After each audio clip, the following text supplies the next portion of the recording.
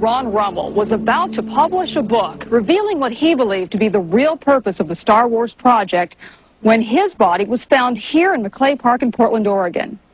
His death was ruled suicide, but few agree with that verdict. As far as the police and the FBI are concerned, it's case closed. Unfortunately, there's the shocking thing that his murderer, I believe his murderer, is still out there at large. Why is it you're speaking out? There have been enough lives taken under the premise of suicide when they were actually very stable individuals. They had families and they had lives to look forward to, and they had every reason to live. And if there is some form of conspiracy out there, then the more people that are talking might end up saving lives in the long run. The great 1954 treaty had been violated. After the great firefight, the alien-human war, I am the only living survivor talking about it worldwide at all. Only one. The other two are in nursing homes in Canada, and the Canadian government refuses to allow any U.S. people, including myself, to talk to them because they are afraid of kidnap. Probably the reason I got shot to pieces and 11 attempts on my life is I am a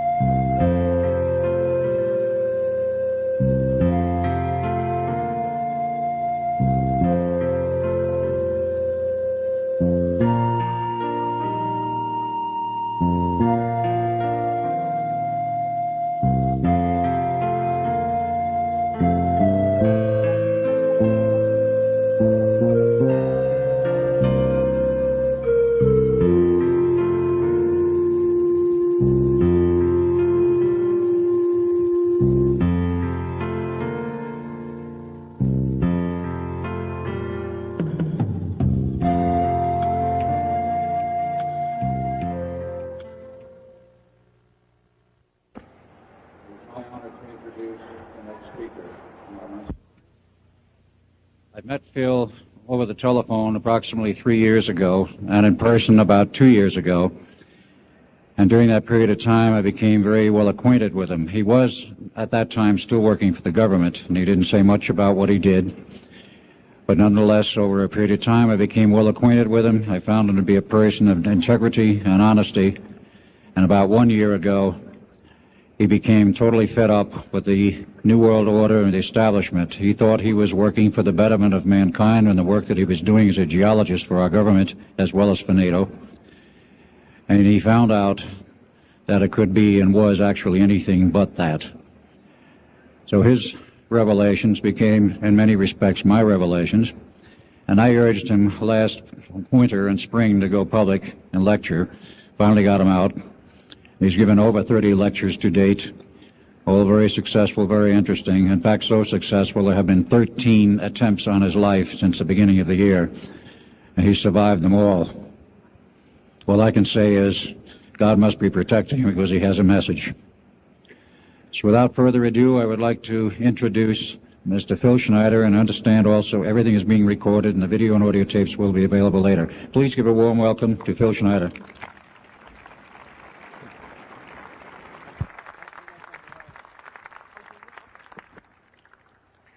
Thanks, Al. I guess I can always start off by saying loose lips sink ships. That's almost a pun anymore. I'm Phil Schneider. I worked 17 years for the United States government as a geologist and aerospace engineer as well as a structural engineer. I worked for such elusive occupations with Boris and Knudsen, Bechtel, Page and Page, Aerospatiale of France, and a host of other EG&G and a host of other Los Alamos Laboratory and these kind of things. But rather than bore you with all those statistics, I've got cooked up a real mixed bag here of different topics, and it's might be a little bit like brain overload, but I'll start from the beginning. And like I said, I worked 17 years. Co-invented methods of shape charge blasting as well as laser rock deflagration, which means rock is literally melted or powdered by a special maser laser combination, and the residue of the rock underneath is applied as a coating, as a liquid coating, kind of like instant agate, if you could imagine a hunk of agate, which is a hard silica mineral, rock actually. But up here we have another topic. This is an area to where I worked. I worked 11 years of the 17 years at Groom Lake, S4, S2. It's in the Nellis Air Force Base area. In fact, Groom Lake is, I'll show you in the picture right here. It's right here. Groom Lake is quite the place. A lot of rumors and other kinds of things have come out of there. Of course, people have stood on the outside for years and wondered at what's been flying there. There's all kinds of things been flying. Let me give you a brief overview. Start in ancient history land here. Back in 1909, the U.S. cavalry was engaged in catching some banditos that had crossed over the Mexican border into a place called Truth or Consequences, New Mexico. And they went into a cave or a hideout and killed the so-called bandits, but what they found out they couldn't explain, and they were called horseshoe craft at that time, or horseshoe ships. They were UFOs, and they saw these, what they called demons, gray demons, little gray guys all around the place. That was in 1909. Now in 1933, our government was actively engaged with the Europeans, mostly the French and the English, in special researches dealing with aerial phenomenon. And once again, the term flying saucer or flying disc didn't come about until much later, supposedly right around the mid-1940s. Anyway, the whole thing here is that also in 1946, I might want to add, we were engaged in atomic bomb testing and this kind of alike. And of course, the area of Bikini Atoll. Some of the pictures are over here on the white board. Showing with the actual language of both the U.S. Army and U.S. Navy archives. Anyway, these flying ships were seen as early as 1945, 46. Some of them were called Foo Fighters, and you name it. They were fully known about maybe as early as 1935 or 36 by our U.S. Navy.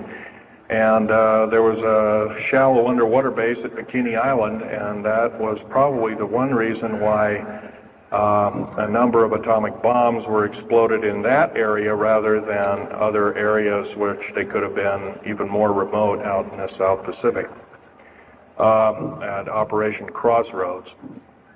Well,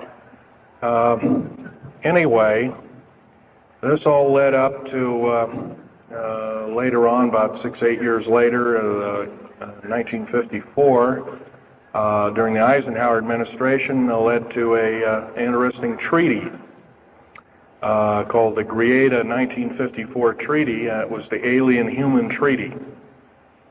And supposedly the aliens had come in and exchanged technology, and they'd want to take an occasional human being and a few head of cows, and accurate books were supposedly to be kept and all this kind of stuff. And of course, eventually all that broke down, And aliens are notorious for being liars, even greater liars than so-called, in quote, we humans are.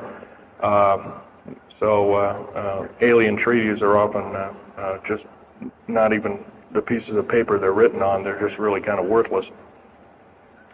Anyway, my work as a geologist in building underground military bases, some of which are over 2 miles underground. And I think when you listen to Al tonight, if you have a chance to listen to him, he will speak of, Al's actually been on some of the high-speed monorail subway cars, if you might want to call them, that link these bases together. Some of them are capable of riding on a cushion of air about 3/4 of an inch off a rail at a better part of Mach 2. And he's actually been on one of these trains. I've only been in one of the tunnels and helped build some of the tunnels. Incidentally, I helped work on 13 deep underground military bases. Had hands-on experience.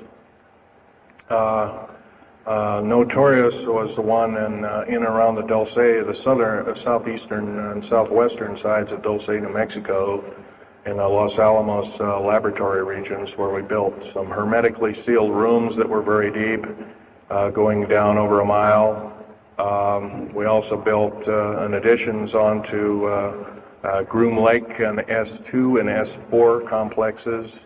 There are a total of 9 underground. They're called DUMBs. Like, you can learn a lot from this dummy, but DUMB stands for Deep Underground Military Base. And or a deep underground, a DUM-2, for instance, is a submarine base, and I helped build a few of those too, which are off our continental shelves and then certain islands and out in the Atlantic and the Pacific in strategic locations. All this, I can hardly, in an hour's time, I can hardly squeeze all this in.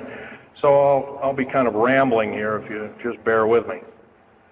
The main topic of my discussion here is to link up basically what's going on with these deep underground military bases, what they're being used for, what is the present situation now being employed both by our federal government, which is slowly being phased out by the United Nations government, as well as the New World, end quote, the New World Order, which is an even higher entity, and who these higher entities are taking their orders from, and try and link up basically what's going on. A lot of us have been kept in the dark. We've been given, maybe most recently over here, photographs of an alien at Roswell. I'll just make a very brief statement about that. The photographs cannot stand up to a computer grain analysis test and therefore are retouched or faked. They're not real. The real one, the real photograph of the charred or dead alien that was, or one of the several that were autopsied, is over here, was given to me by a friend by the name of Skip Frombach of Seattle. And his father worked as one of the principal doctors. He was from Germany at the time, and worked on some of the autopsy material, from what I understand, along with other people. Anyway, you just can't believe everything, and that goes for me. You got to get out there and do your homework. Like I always say, you might, don't put your spectacles on, you put your skepticals on when you listen to me. So if we can have a show of hands here, how many people have heard about Roswell, New Mexico? Very good, almost all. And how many people have heard about the black helicopters and the other kinds of flying saucers type equipments out at Groom Lake and other places? Very good. Well, this obviously is a nice enlightened audience. Most of you have probably seen what a black helicopter is, or maybe even gotten rare glimpses of an F-117A black jet, or stealth, as they're often called. or a B-2 bomber, or B-1 bomber, or some of these other sophisticated aircraft that are now being touted as the new technology. Once again, where did we get this new technology? Well, obviously we've had a little hand in that. Our little alien so-called buddies, have kind of exchanged things, not without a great cost. The cost of which has been a lot of people have disappeared. Some, and I'll blow this statistic by you, there's, according to current FBI and Defense Intelligence Agency and CIA statistics, 100,000 children and 1 million adults disappear every year. And these are not kidnappings or murders or rapes or suicides or anything, totally unaccounted for. And where are these people going to? Nobody knows. Maybe one of us in this room or somebody has encountered such an individual and lost a loved one or a friend or something, and that's unfortunate.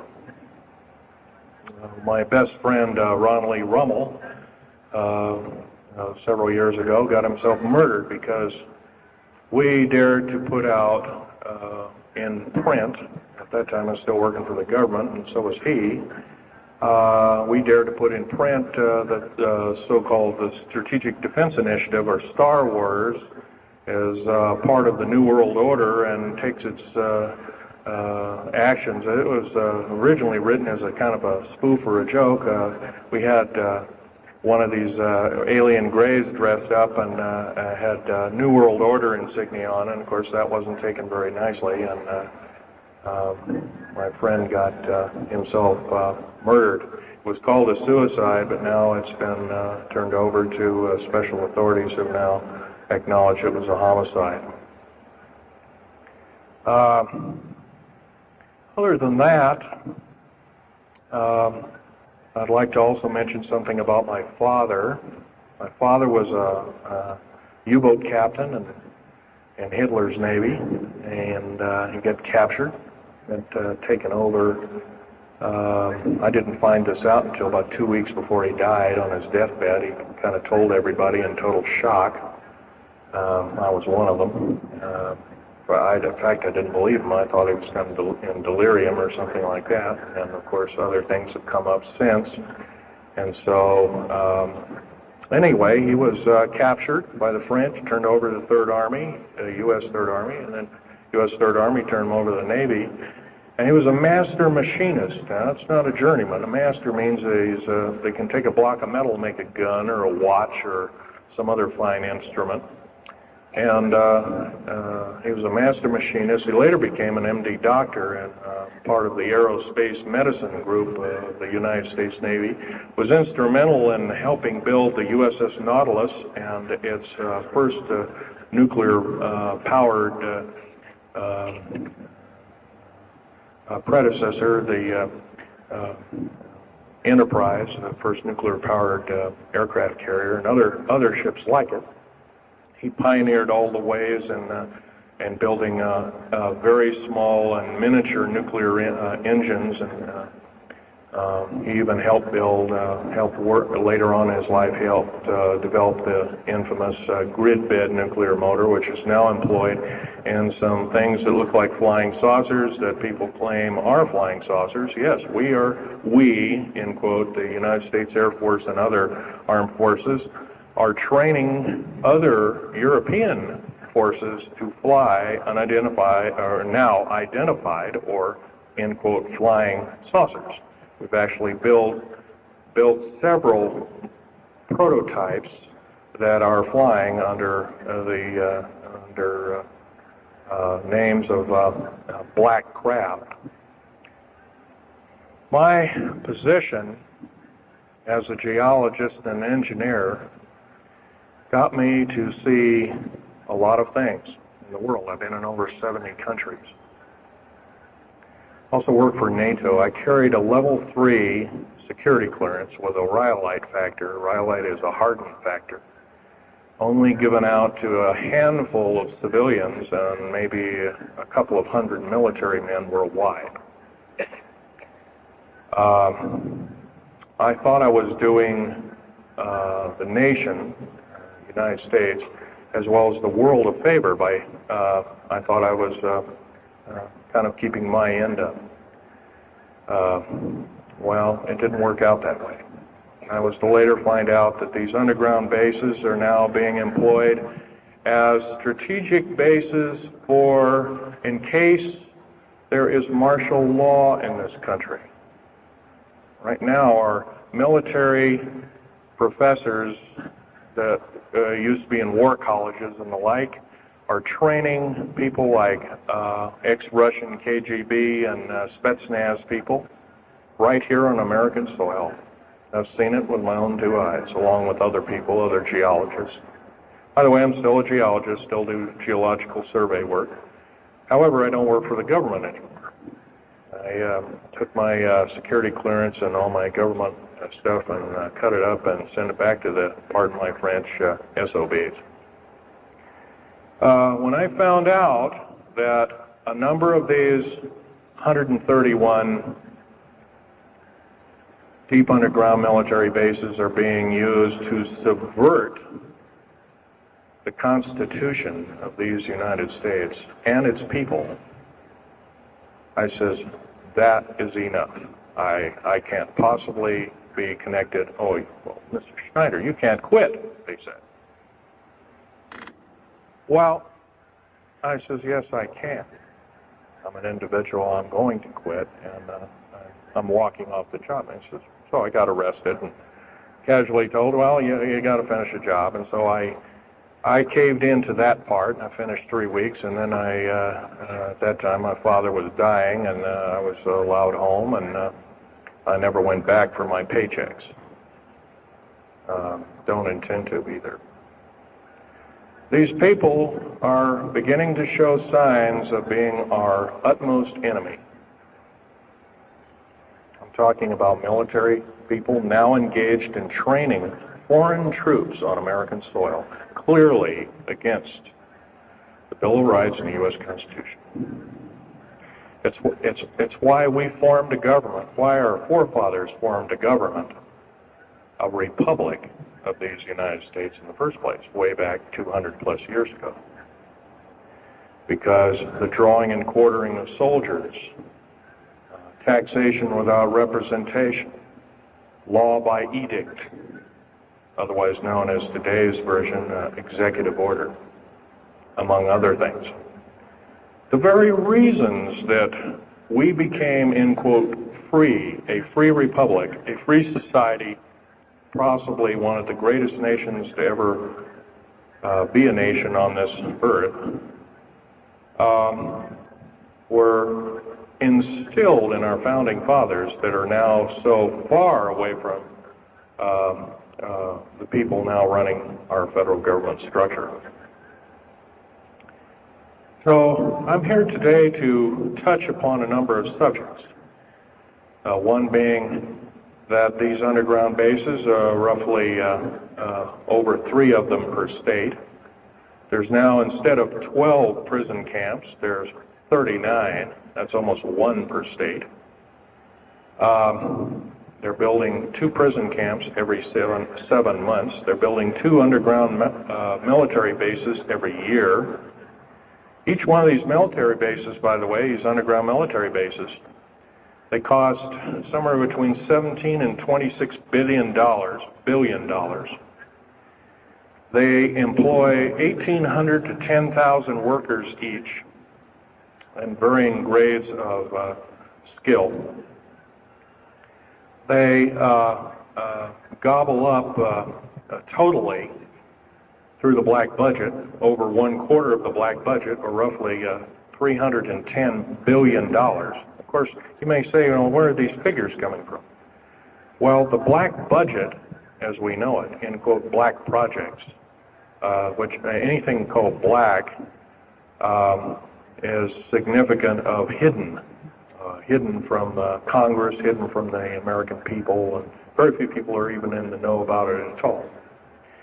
But black budget per year garners over $500 billion a year. And it's these kind of huge quantities and sums of monies are garnered through CIA drug activity, National Security Agency clandestine operations, mostly in Panama and South America. Now also engaged in Russia in bringing and refining strategic metals. By the way, you might want to ask, where's all these kind of interesting new metals coming from? Over here on the whiteboard, we have the new periodic table. It's got 140 elements. Now, in our high schools of today, I was in a high school about a week ago, I saw a new periodic table had 105 elements on it. Now, somewhere, we're not being told the truth. We're being lied to at every turn and every corner. We're considered less than morons. So the government has made itself an entity, an independent taxing body, an entity into itself, and isn't accountable to anybody, not even the so-called New World Order. They just go ahead and do everything willy-nilly as they please. There's nobody checking. You don't have to worry about this. Occasionally there's a senator who pokes a nose in here and there, and that senator finds out either nicely or not so nicely that you don't do things like that. Now, if we're to gain a grip on our country, if we're to take our country back, we must first ask our public officials if they cannot tell us the truth, and we will impeach them, or they will be impeached, or they'll be tried as traitors. This is pretty stiff language. Already it's slowly beginning to trickle out and to occur to a number of people that this may be the only way out. Also, our founding fathers, George Washington, Patrick Henry, and a few of the other ones, came up and said that you don't want to let the beast out of the box. They were talking about a runaway government. You don't want to allow your government to become like England at that time. And so they warned us about this very same kind of thing. First of all, the United States is not a democracy. It's not a republic anymore. It should be a republic. That's to the republic for which it stands, one nation under God. Why we can't even pray in the public schools anymore. We have to have a Supreme Court judge or group of them, plus Janet Reno and company, among other things, telling us what to do. Interpret for us as if we cannot read with our own two eyes and understand with our mind. This, of course, is bad policy all the way around. And I guess I don't need to blow that by your ears. Okay, on another subject, I have a number of items up here at the table. One of which here is, if I can show it, is a heavy hunk of rock indeed. It has a weight of about a little bit more than a pound, 2.5 times the weight of uranium. It's not radioactive, can never be made radioactive. It's composed of earth, rare earth, clays, and powdered metals, as well as an alien element, mostly from crashed, retrieved flying saucers and those of the kind that have happenstance to crash in our deserts and backyards, so to speak. It's called mironite. This is employed in every stealth aircraft, every black jet throughout the black budget. Also in the very small quantities in the skins of black helicopters, mironite. Here's another thing. Here's a piece of probably the purest titanium you'll ever hear or see. It's so pure, it's also composed with other alien elements to make it extremely tough. It's capable of withstanding temperatures in excess of 7,000 degrees Fahrenheit. Our new Phoenix-class submarines, of which we're building 2 a month right now, Phoenix-class submarines is a black budget program. Each one of those submarines costing $208 million just for the titanium hull, which is made of this material. Approximately 10,000 pounds of it. Now, we've got, supposedly, as of the data right now, we've got 106 of these submarines. They're plying the waters and the waves. They can dive to a depth of over 7,000 feet and hold that for 3 months. It's a fantastic submarine indeed. It has 11 grid-bed nuclear motors on it, engines that run everything, purify the air. And, by the way, these aren't your usual nuclear motor installation. They're very small. They're probably no bigger than this podium, weighing less than 3,000 pounds, putting out as much as the equivalent of 3 aircraft carriers of Enterprise class. But these Phoenix-class submarines are getting this metal. Now, where are we getting the metal? Well, it's being stockpiled in a number of strategic locations. Supposedly, I've heard stories, well, it's being mined on the moon, and I have no way of proving that, one way or another. I think we're probably getting it from Russia, or refining it in outer space. What are we shuttling? Basically, a shuttle, a secret shuttle flight, one a week now is going up and back. What are they shuttling? Well, obviously, they've got kind of their own little laboratories up there, space station, and all this kind of stuff. Remember, what you're being told is only just a smattering of the truth. It's not the real truth. Maybe it's 5% of the truth. Maybe it's not even that. You can rest assured you're not getting much. Another strategic metal is this particular bar with some strange crystals on it, scalenohedral crystals of niobium, titanium, rhenium, copper oxide. This complex group of elements, not found on the Earth in specific quantities. This was developed at Los Alamos through EG&G and other outfits, are employed in all black jet aircraft, all of them, including the, in quotes, sport model, the little flying saucer we occasionally see over at Groom Lake. And by the way now, if we happen to be with a video camera, taking pictures of the so-called area around Groom Lake, it's now, you can get your equipment confiscated, your car, your house. You're considered the same thing as a drug dealer, and you'll go to jail for 5 years, up to 5 years, and $1 million fine. I personally don't think this is what I'm hearing. I just don't think that this kind of punitiveness is what we need in America. We have to get rid of it, otherwise we're going to die with no America. Here's some other elements.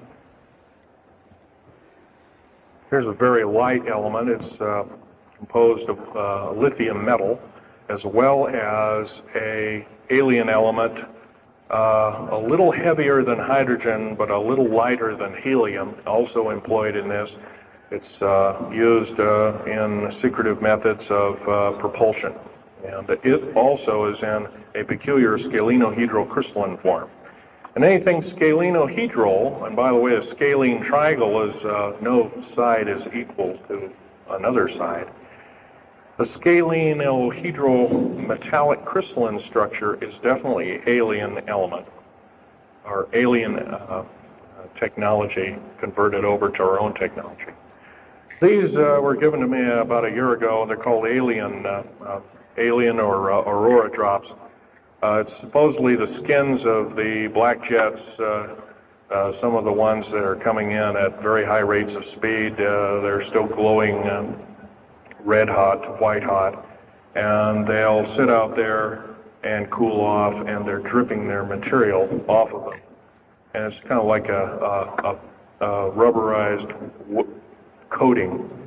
It's not rubber, I can tell you that. It's as hard as lava rock or harder. capable of withstanding tremendous temperatures, but nonetheless, some of it sloughs off every time, and so they just kind of scoop it up and throw it in the trash can. There are a few pieces of it. Here's one of the hardest so-called man-made rocks.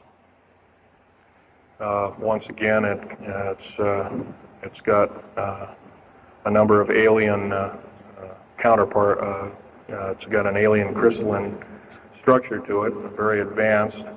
It's about 11 times harder than a diamond, about 70 times stronger than a diamond, capable of standing temperatures in excess of 10,000 degrees Fahrenheit. It is employed as very thin coatings or windows, tiny windows, in hypersonic aircraft that exceed Mach 5. Here's an interesting artifact.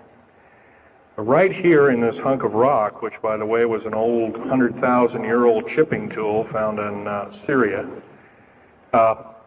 Jordan rather, excuse me, is a imprint of, it looks like a fossil, but it's not. It's an imprint of a small mechanical part with exactly 360 kind of little rotor blades. Well, this rock is 220 million years old. Who was making machines 220 million years ago? Maybe Von Däniken was right after all, huh? Here we have an actual piece of agatized fruit, or it's similar to a lime. It's even been pecked by a bird at one time, and that's still there. So it's instantly turned to agate. It is the same agate or chemical structure as material found at Hiroshima and Nagasaki after the A bombings in World War II, where grasses and flowers and petals of flowers and other kinds of things were instantly petrified, turned to agate. It is the same identical crystalline structure. However, this particular piece is about 20 million years old, and it's still got its original green coating, and it's basically unchanged, perfect condition. Likewise, here's a garlic plant about somewhere between 20 and 35 million years of age, and once again, it's got that same pink agate coating. And here are some pieces of the metal skin from the crash disk at Roswell. It was given to me when I was 14 years old. My father was visiting one of his old friends in the Navy archives, as well as he was in the Royal Navy in England. And I, as a 14-year-old boy, I says, "Gee, Dad, can I ask Johnny something?" "Oh, go ahead, ask him. Get anything you can from him," that kind of thing. I says, "Well, gee, Johnny, well, do you think I can have a piece of this metal?" "Oh, no, you can't have that." And I says, "Oh, give it to the kid. What the heck? He won't have it very long anyway." Well, I've had it all this time. Kind of a unique thing. They were able to break the skin of that craft, by the way, by dropping it into a bath of liquid nitrogen, hitting it with a mechanical or hydraulic hammer, and it shattered into little bits. And it was later analyzed and adapted for our own technology. All these artifacts are fine, but once again, the main part of this talk is, where's it all leading to? We get very little spin-off to where any of this is leading to. Occasionally we'll get a new computer, or maybe a quartz watch, or some little trinket, kind of like giving the Indians beads a couple of hundred years ago. Well, we're getting these little spin-offs. But the black budget still rolls on, garnering up over $1 trillion every 2 years. It's somewhere between 1.023 trillion and $1.31 trillion every 2 years. And every year it goes by and the black budget is unchecked, unaccounted for, it's just subverting our country. That's number one. Number two is that these underground military, first of all, if there was something like a nuclear war or there was a definite enemy out there where we were going to be under attack, like from China or someplace like that, I could see maybe a couple of dozen underground bases for a government, and so it could theoretically rise up like the phoenix out of the ashes. Well, not 131 of these. And if you were going to so-called round people up and put them in prison camps, what a better prison camp than underground, where nobody knows where it is anyway. So once again, these underground bases are most likely been planned as underground prison camps and slave labor factories for the New World Order. New World Order, by the way, is getting, and I'm probably the only person ever talking about this, the New World Order is taking, and the United Nations is taking its orders from, believe it or not, these more powerful outer space alien entities. We might call them the large grays or the small grays. Sinister forces indeed. And you might want to say, well, gee, how come we don't see more of this kind of thing? Well, you can just imagine. If you're only being told 5% or less of the truth, that isn't very much to go on. That's one thing. Another thing is you don't find very many people coming up here and letting you have hands-on experience. I'm going to try and do this to you. However, I do ask you to go out and do your homework and keep doing it. Don't necessarily believe in what I'm saying, but get out there and talk to people. Whether it's just a couple of neighbors or friends or something, get out there and talk. Because one will tell two and two will tell four, and then pretty soon you have a whole room full of people that are in the know. And then from there, wonders can work. Other than that, as far as changing the black budget, these clandestine programs, public opinion is only going to be that, going to do that, and it's going to take millions of us. But we have to be informed. And to do that, we have to be doing what we're doing now, gathering and talking. And, of course, most of us are adults and can weed out fact from fiction. Most of us are responsible adults and know the difference between fact and fiction and how to use it or how to abuse it. So we, therefore, have to continue to keep studying and keep talking. If there's just me out there, and believe it or not, there aren't very many people like myself out there talking. I've given over 30 talks in the United States, Canada, Japan, went over to England, went into Japan kind of illegal, came back the same weekend. They flew me in and out, but gave a talk to a number of their execs, and they were very interested indeed. Now, if this was all a bunch of poppycock and hooey and poo-poo, I wouldn't be listened to, be given an audience by these people, but evidently I have. But 13 attempts on my life since the first of this year.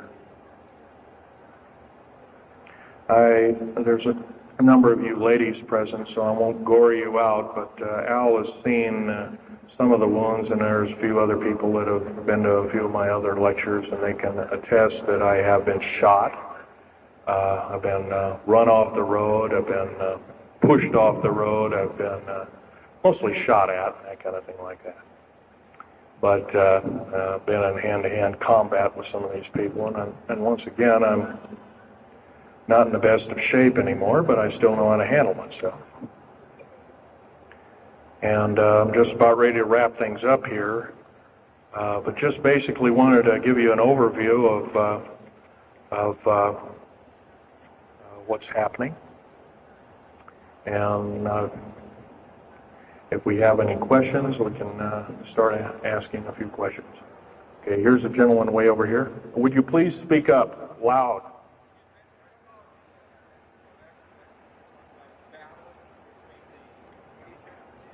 Yes, I was involved in 1979, in August, late August of 1979. I was involved working through Los Alamos Laboratories at Dulce, New Mexico. in what's now known as the Alien-Human War. 66 Secret Service agents, government workers, geologists, and the like. I almost bit the dust. I could have been number 67. Lost their lives that day because the government lied and knew full well what was underneath. And what we'd done is, out in the desert there, we had drilled four, in a period of a couple of days, we drilled four of these holes that went down several thousand feet.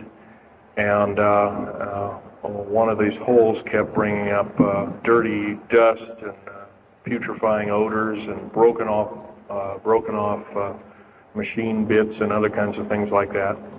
Boring machines as well as lasers came up damaged. And of course, there was a probe that was sent down, and that came up totally missing. And so people were sent down there, and I was along with people. And when I got down there, of course, the odor was, and remember, I was in a spacesuit type environment.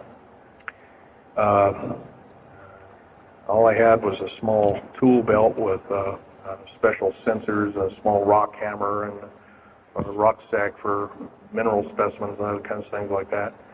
And I had my little pistol. And, being an engineer, didn't have time to carry a big hunk of pistol like most of these Green Berets carry, stuff like that, black berets. I carried a little Walther PPK with a 9-shot clip.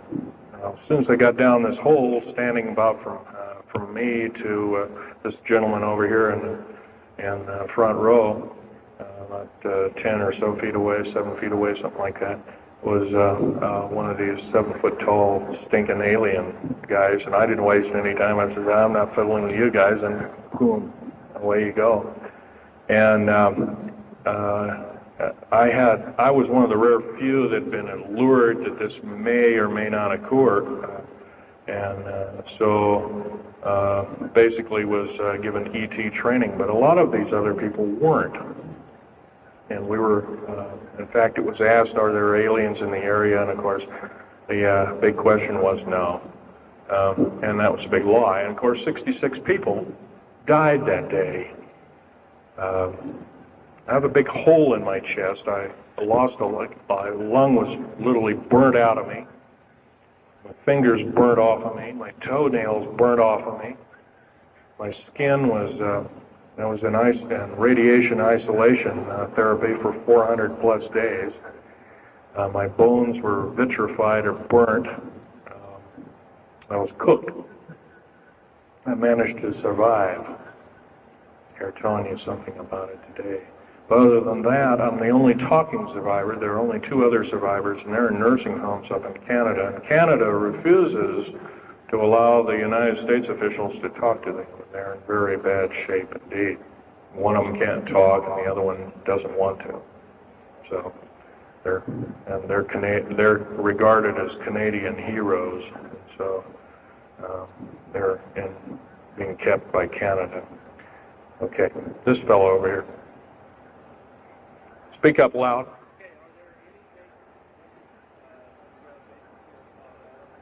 Actually, yes, there's several. In fact, as I was coming to this talk, I was supposed to be here by plane, but there was a subsequent foul-up. Anyway, I drove all the way and did it in one day. But as I was coming over up near Cheyenne, there I noticed the military, Air Force and the Army are building a so-called new, in quote, boot camp, prison camp, right up in Cheyenne, brand new. And I was here 3 months ago, that wasn't there. So it's something brand new. In Colorado, yes, there's about 4 underground bases, one being at Denver International Air Base. I call it Air Base, spaceport, or whatever you want to call it. Denver International Airport. No wonder your luggage gets lost. There are 8 levels underneath the airport, tarmac there, end quote, tarmac or cement mac. And so those bags could be there for a damn long time. Why, just imagine if this was instantly turned to agate 30 or more million years ago, those bags could very well be the same way. So yeah, there's a number of them. And I wish I had a map with me. In fact, in subsequent talks, I'll have a map, which will be put on the overhead. In fact, my next talk, I plan to have just that. I had planned to bring a map here and had all the latitudes and longitudes of all the bases, and I can't do that. That would be a nice jail sentence for me, so I didn't bring it. So, but other than that, I'll have that all researched for you. Yes, this woman.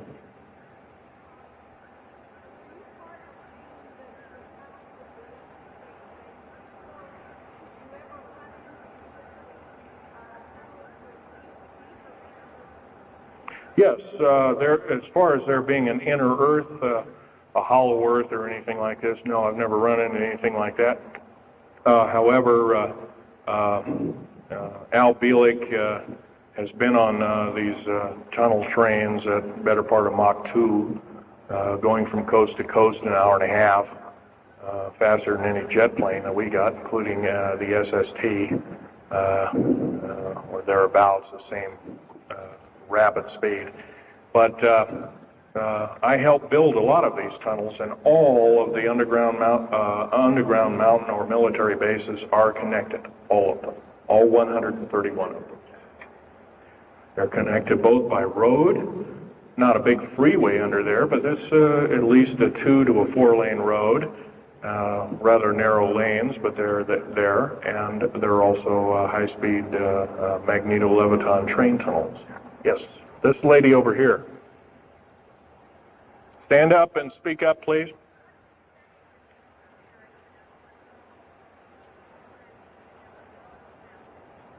What levels of military personnel know about this?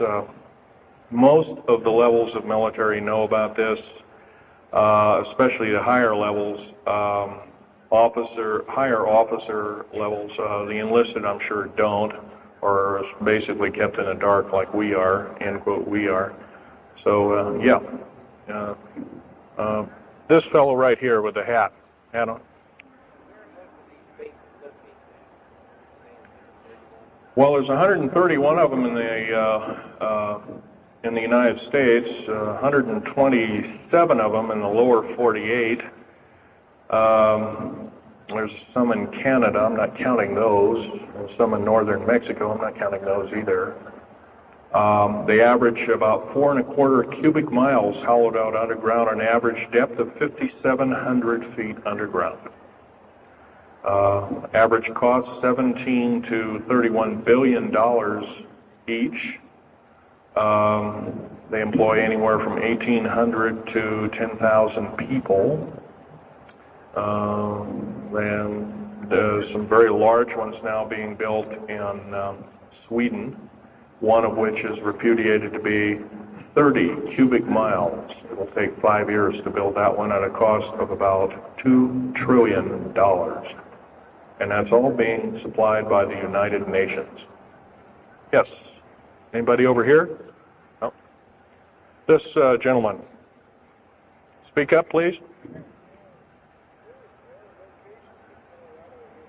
Okay, you want to know exact locations of all these? Well, for where all of your Army, Marine Corps, Navy, and Air Force bases are, they're with all this present, not the ones closed down. And by the way, the closed down bases are now being used for gasoline storage and equipment storage and these kind of things. So they're not really closed down yet.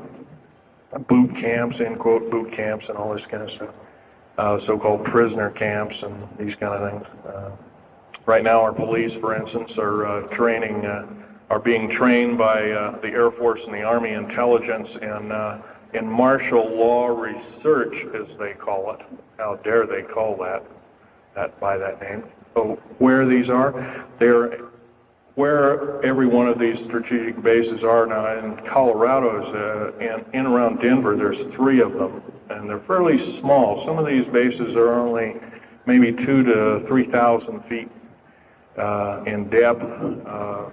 Some of them were built a long time ago, back 35, 40 years ago, and they're only maybe 500 feet, and they're mostly for equipment storage.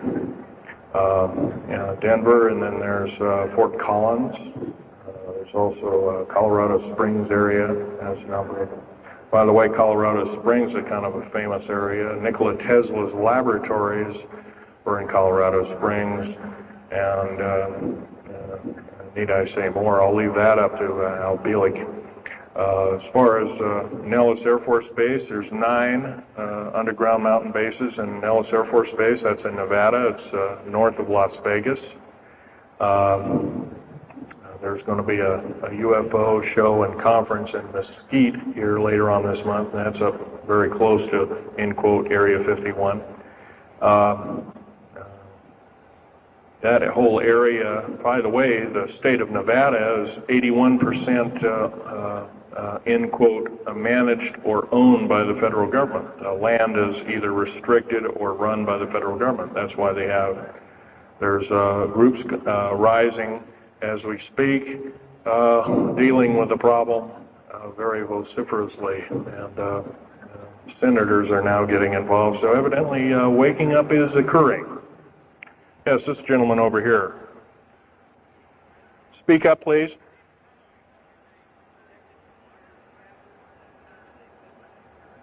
Okay. Yes, they are. The gentleman asked, are these tunnels connected to large caverns? Yes, these large bases are basically like this Coliseum. Everything's underground. Everything's a city underground. Most of these bases both have military bases, and they have all the accoutrements of life. Remember, each one of these costs quite a bundle of dough, and some of it in our tax money, but most of it in clandestine approaches, and that's definitely undermining the country. Yes.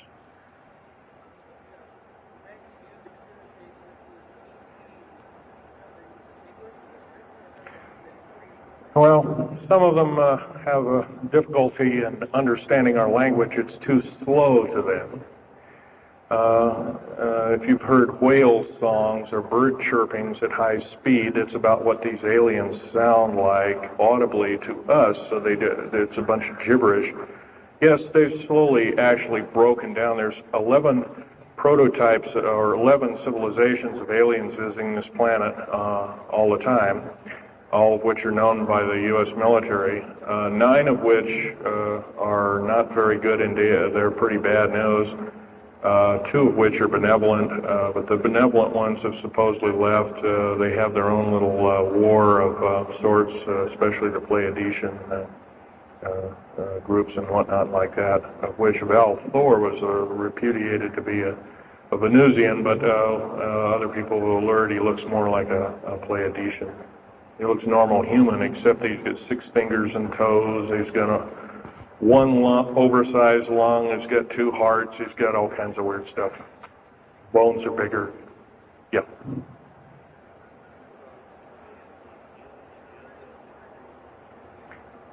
The man asked, do I tie in the alien agenda to the New World Order? Yes, sir, 100%. I can elaborate briefly. The New World Order right now basically is dismantling countries, governments, telling governments not to war with each other anymore, basically, so that looks good on the outside. They're taking their orders directly from the aliens who've got their own timetable. They want the one world order because they want the planet for themselves. Of course, you've often heard of the term Global 2000, and that's a supposed sinister plot, or has been a group of sinister plots to produce biological weaponry to reduce or thin out the so-called ethnic cleanse the population of the planet by 5/6, or roughly 5 of 6 billion people, enslaving the rest to work willy-nilly with the so-called people of the New World Order. Now, another peculiar thing is the alien agenda is not really well believed nor understood by a lot of these one-worlders. They don't believe it. They think they've been singled out for their own end of glory, and what they don't know is they're just another human being, and according to the negative or bad aliens. They're just another, we're considered bags of food to them. They don't eat us like we think of a cannibal eating a hunk of meat, but they use our glandular secretions as part of their food base, their blood and our glandular secretions like adrenochrome and other kinds of things like this.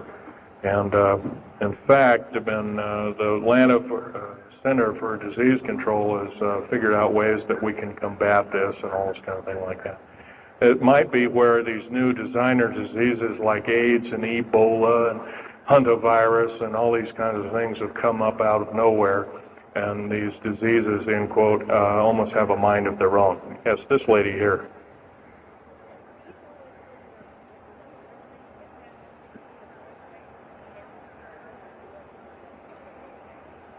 Okay, lady asked, is the tunnel building having an effect with earthquakes?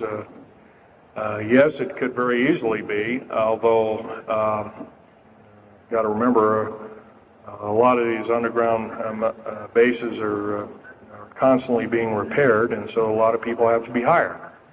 As far as the U.S. government, second part of her question was, is the U.S. government modifying our weather? Yes, that's an affirmative.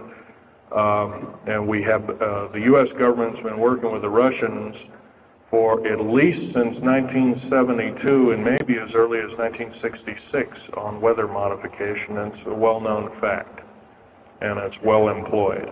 And by the way, they can literally weather modify a hurricane or a tornado out of existence. And the reason they don't do it is pretty obvious. Yeah, right. Or they could actually send a plane inside of a hurricane, for instance, that would blow off an atmospheric bomb or a shockwave bomb in the eye of the thing, and it would completely dissipate. Well, they don't do this, of course. There's probably other reasons for that, see which way it goes or what kind of havoc and how we can study the havoc, and we go from there. This fellow way in the back in the black.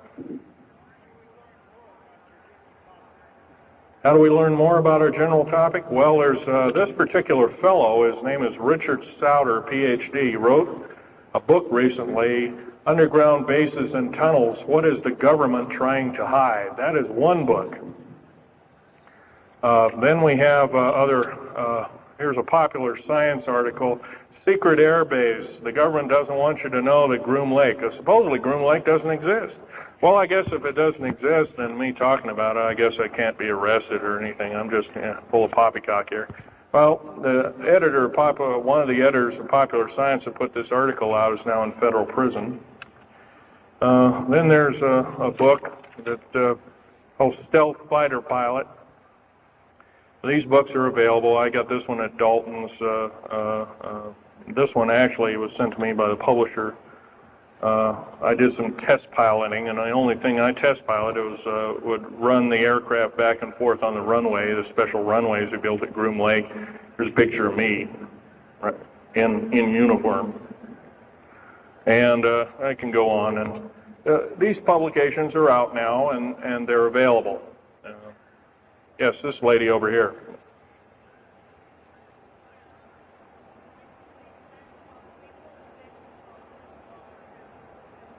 I can't hear you. What?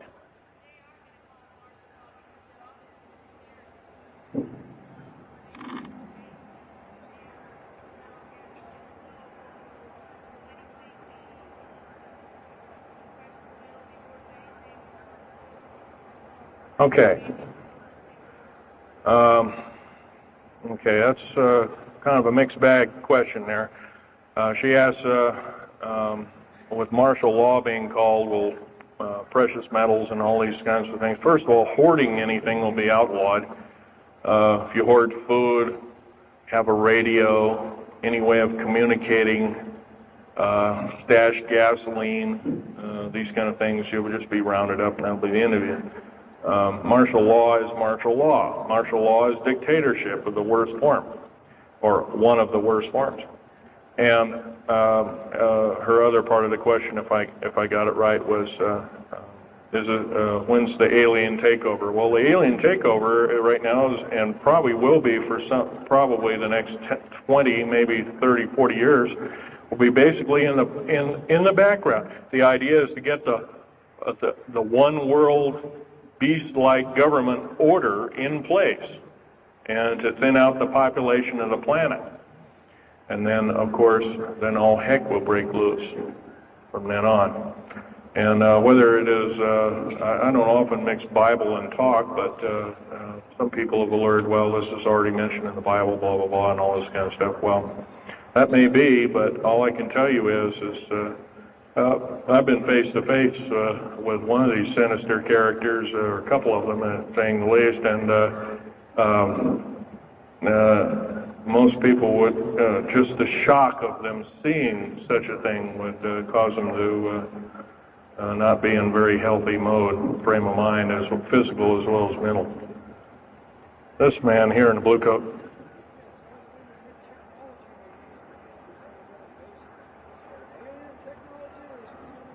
Well, it's a combination. What technology is used to build these underground bases? Well, we have lasers that can drill out, or basically deflagrate or melt out a tunnel 7 miles a day.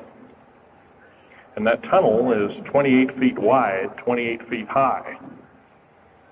You've been told about drilling and boring machines in a very slow, quarter of a mile a day. Most of that went out in World War II. Most of that's all World War I or World War II era materials. And once again, you've been badly lied to. I can hardly believe, first of all, I've worked on public engineering projects, and we do better in grinding up road beds and laying them down at the rate of 4 miles a day, and supposedly that doesn't exist. Well, I worked on one in the state of Oregon just a few months ago, and we built a tunnel for sewage tunnel and whatnot like that. It wasn't very big. It was about 6 feet across, and I drilled right through solid rock, right to base of under one of the hills in Portland for their new light rail. Did that in 2 days. But it was a small, complex tunnel. It was big enough for a man to crawl through and inspect. I was one of the people that inspected, so yeah. What technology? A lot of this is alien technology, readapted for our own use, but a lot of it's our own ingenuity too. So you can bet, how can you tell alien technology? Well, anything that's just absolutely outlandish, like taking a oxyacetylene welding torch and trying to cut into this metal and getting nowhere, obviously would be metals research, aircraft research and the like, and different tools and products, which things that are many times the hardness of diamond or known hardened substances like boron. Obviously, that's nothing that we came up with on our own. But we could have over a several hundred-year period. But you've got to remember, too, that the military technology is outstripping the public sector technology at the rate of 44 to 45 years of technology for every calendar year, every 12-month calendar year here. So every year going by this time in 1996, the military technology will be roughly 45 years more advanced than where we are today. So it's quite possible that way back in 1943, the U.S. Navy not only caused the ship to disappear, it literally disappeared and reappeared. Basically, military technology right now is about 1,200 years more advanced than public state technology. And computer technology right now, it's off the scale, I can't tell you. It's just right now, and employing just in black jet and stealth aircraft, the new computers are so completely advanced that we couldn't get them in the public sector for maybe another 40 or 50 years. Yes, this lady here.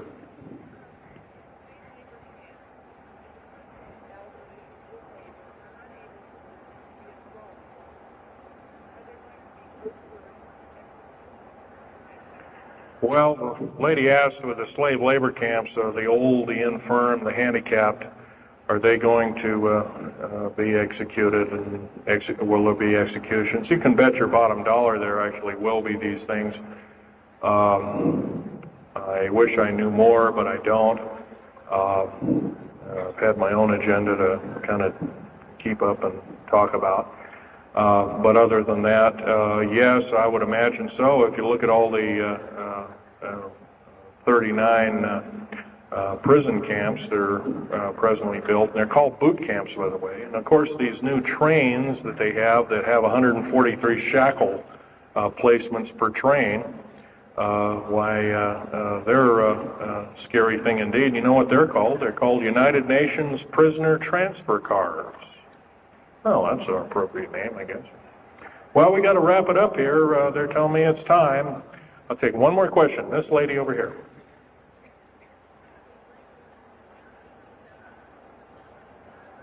Don't brainwash. They don't brainwash you. How do they brainwash 18,000 people that are working? Well, you sign this little piece of paper saying you work, you go to prison for the rest of your days. Or you're not going to be taking home a paycheck of about anywhere from $4,000 to $40,000 per month, depending upon your position. $40,000 a month is a lot of petunias. Okay, well, I got to wrap it up here, folks. So I'll be over in Al Bielig's booth. I think it's over in booth number 125. I can take other questions there and let you take a look at artifacts. And once again on these artifacts, in the very few minutes, don't handle them, just look at them. Thank you very much.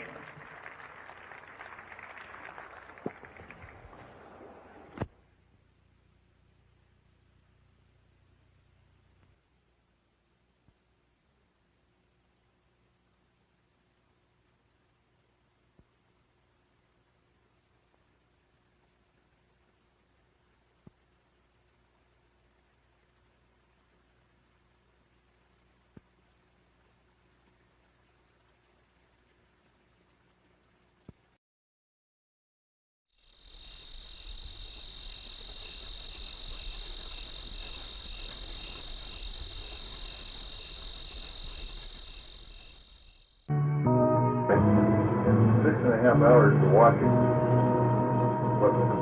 But up to 5 saucers, the distance of about 5 miles from us. Out on the desert floor, a place where everybody else watches. I can tell you for a fact. Our first sighting occurred right about 5, a little bit after 5 o'clock. Around 45 minutes after sunset. I know that it's cold. Yes. Oh. Did we see something you won't believe? I won't. I'll tell you, it's great. I'm telling you. We saw that first saucer, and then we saw 2 other ones taken into the formation, and then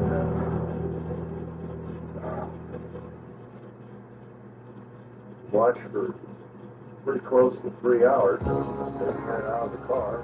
The car was warm. Out of the car. I had a radar detector in my hand, and the thing went nuts every time I saw it was crossing up the floor. I can't get this timer to work. You know, I've tried for an hour and a half to get this thing to work, but it just won't, so I just have to excuse me. We're at the little alien right now.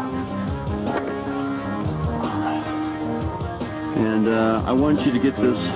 Let me pan back here a little bit so you can see what it really looks like. It's absolutely just gorgeous from where I'm at. I just had to show you this because I wouldn't want you to miss it. Totally tremendous. We talked to the 2 owners, and they were very nice, pleasant people. Very nice. Told them about Don Newman, tape, got your card. Told them about the videotape and everything. You knew what was going on. Wanted to know if we could see you pretty good. We told them we could. code, gave it to what's his name, you know, to calibrate for us. I'm going to turn around here for a second. Pan back, of course. This is the little alien from the other side. Show you where we're staying at. We're staying right here at this place. Not a bad place either. We went $27.50 a night for two. It's pretty good. There's no thieves out here or nothing, so there's no keys to the lock. And they never used them, so there it is again from my left eye here until it's going down. There's the Groom Lake facility way out there. I don't know, I can't see too good in black and white in this viewfinder, but if you might be able to make out that snow up there. Yeah, now you can see it. Snow everywhere. We're going to go down the road here as much as possible and wait for a little while for the UFOs. There's another little friend of ours. Okay. Pan back again so you can get a chance to see everything.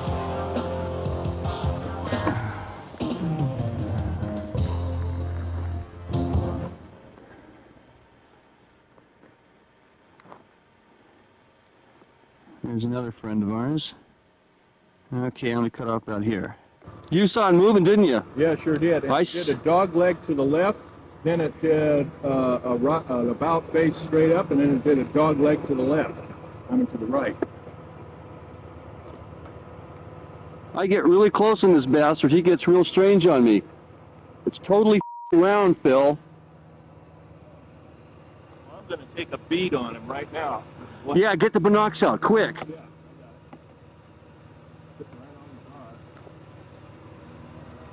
This is it, dudes. This is what we came to see. I got both my eyes open. I saw the dude move. Is he? Yeah. Okay, Phil's got the binoculars on him. He says it's a disc. Now I'm going to get an extreme close-up on him. That's it, an extreme close-up. Take a look. No, I'm filming. You look. I don't want to break... Right at us. What? Yeah, right at us. He's probably 8 or 9 miles distant. Now, when I get back a little bit, you can see this is the Groom Dry Lake area on the other side of those mountains. Phil, look around the road, see if there's anyone watching us.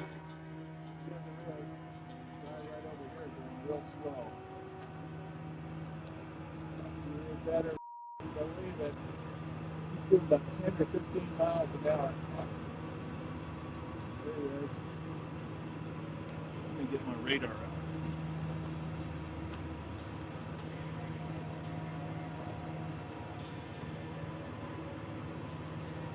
Yeah, there he is. At the top. There he is. He's up now. Yeah, I got you. Now he speeds up, real rippy. It's a Ford twin cab. Now this guy's not moving, but we saw him move. Yeah. It's a Ford twin cab, and he's going up by the Atomic Energy Road. Yeah? Yeah. Phil, got it running. I can't see anything. I'm hoping that this thing will come in on the film anyway right now. I got the advanced gain button up. This thing's going nuts. I know it. If you guys can hear this tape, we have been watching two flying saucers for what, about the last half hour? Yeah, last half hour. At least the last half hour. It's about 10 to 20 degrees below zero out here. Hey, it looks like I'm getting a heat mirage in this thing. I can't pick them up, and I'm getting heat mirages. From this far back. So I'm lucky I turned this thing on. I don't know if it'll come out on film or not. But I can see the heat mirage right here. Oh, wow. I got both my eyes open so I can see down there and right in here. But believe me, I can't see anything out of this camera. Yeah, the radar detector went nuts there. I moved the camera back and forth. See me? Yeah. The heat mirages stay right in the middle, no matter what I do. It goes. Are they going? Yeah, they're off the floor. Okay. He's moving right, he dipped. He's moving right again, he dipped. Okay, I'm going to point this up the moon real quick. See if I can't see the moon at least. No, I won't even pick up the moon. Really? Oh, I got it now, all right. I don't think... Yeah, I got the moon. That's bright enough. I still need extra light, though. Okay, now listen. Wow, it just did this. Okay, now listen, you guys. We're at the same place that you saw in the movie where all the trucks are stopped and the Billy Goodman show's at. We're in the exact same spot. Okay? And where you guys saw the saucer go up towards the left and then up again, well, this is over about 20 miles from there, towards the left. On this side of Area 51. On this side of Area 51. That's right. We can see these things plain as day. They were coming in behind us sometimes. Had lights, top lights, had 3 of them. And coming on the other side of us.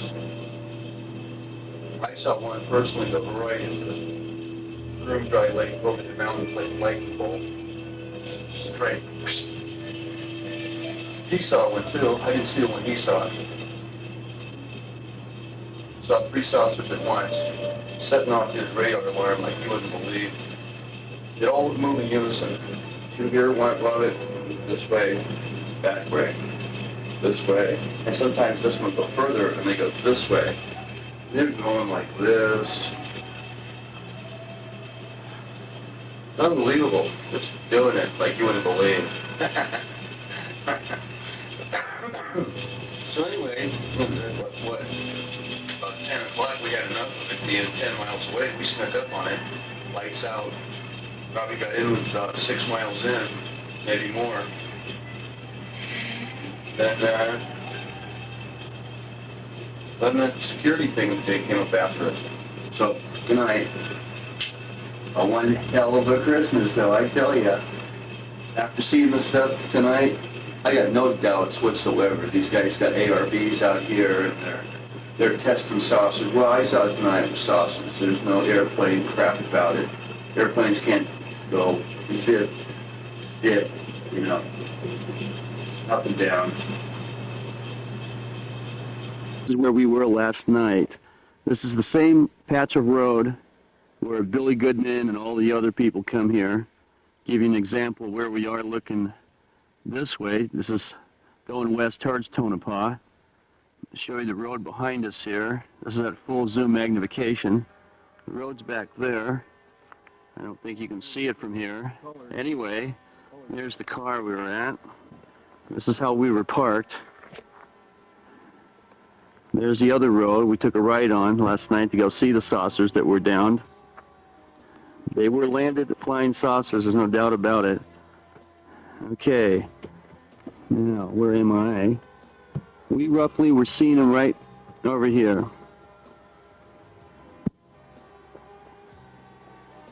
That's where we were watching them do their thing last night, between here and here. Flying all over the mountain for about 3-4 hours. We sat here, got in and out of the car, watched them, the whole thing.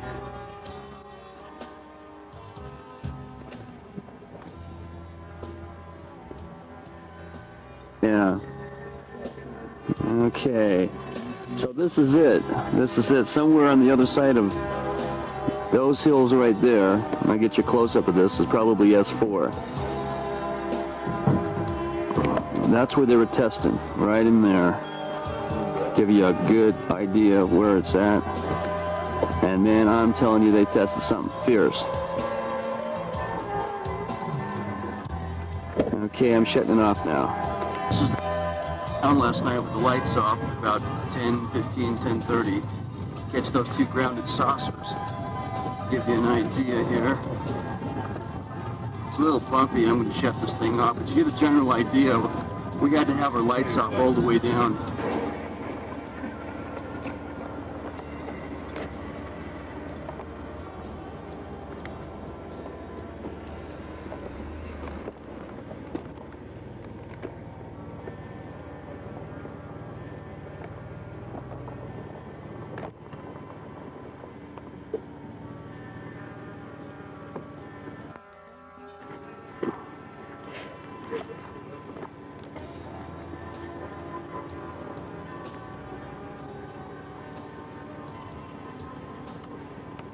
I'm gonna get a close-up. Get closer to it.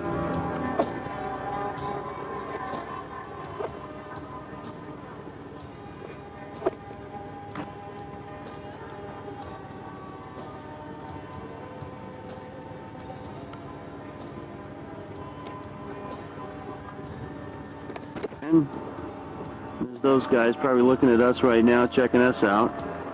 I'm going to scan around here to show you just how desolate this place is. It is pretty desolate. Nothing. I mean, there's just nothing here. We'd scout out these other peaks.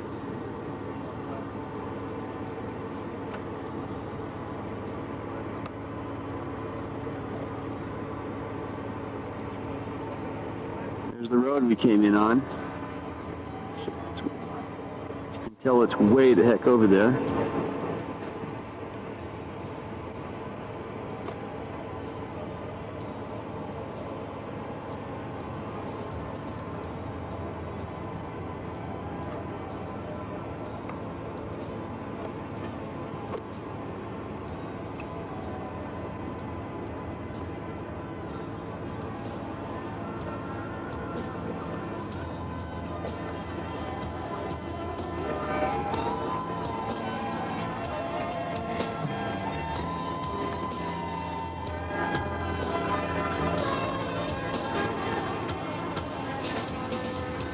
And then again, back to the road again. Well, I've heard people can get killed if they see too much up in the mountain, so prudence is the word. That's right. Gotta use prudence. So, you know, and anyway, I was getting calls 20 below zero out there for that sake. So, all I have to say, it's just an amazing Christmas present. That's all I'm going to say. Merry Christmas to you all, folks.